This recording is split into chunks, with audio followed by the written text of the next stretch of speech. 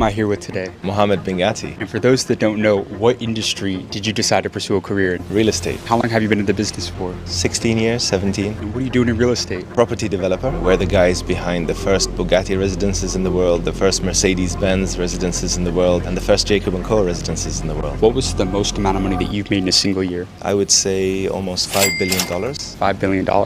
How did you scale out to a multi-billion-dollar business? Master the art of sales and marketing. Sales and marketing. It's everything. Yeah, so you got to focus on having a solid sales team, a solid marketing strategy, and then I would say equally as important is focus on your product. You know, make sure that you develop your product to speak for itself. What's a hack for marketing that you could give to a business owner right now? I mean, I could tell you the strategy I followed. So I always wanted to be omnipresent. So that's what you want through marketing. You want omnipresence. You want to be everywhere at every time and be known by everyone. And the way I did that with not so much resources in the beginning was to make the product market itself. How did I do that? I built this very specific architectural DNA or language that was used consistently across all the buildings. So in a sense, the buildings were the billboards. I didn't pay money for billboards. People would look at the building, realize the architecture and know this is a Bengati product, let's say. And that's how the marketing started from day one without spending any money on the marketing. So it was more that the product itself spoke for itself. And you see this in the car industry, for example. If you look at a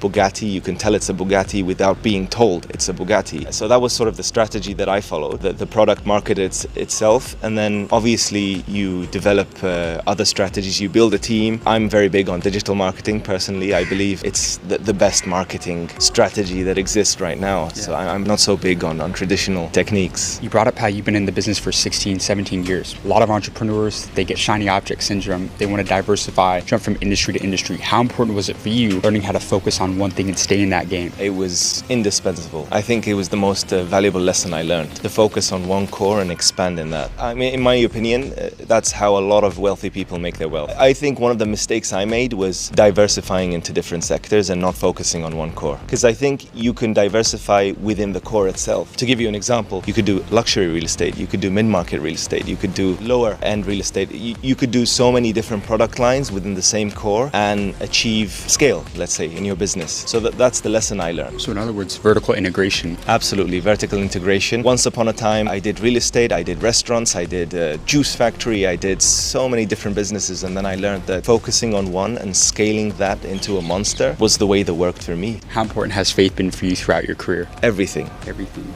I've seen miracles in my life. I believe it was all from God. Actually, yeah. 100%. Any advice to somebody trying to build and grow that relationship with God? I mean, I was in a place in my life one day where I thought I lost it all and there was no solution for me. And I asked God for a miracle.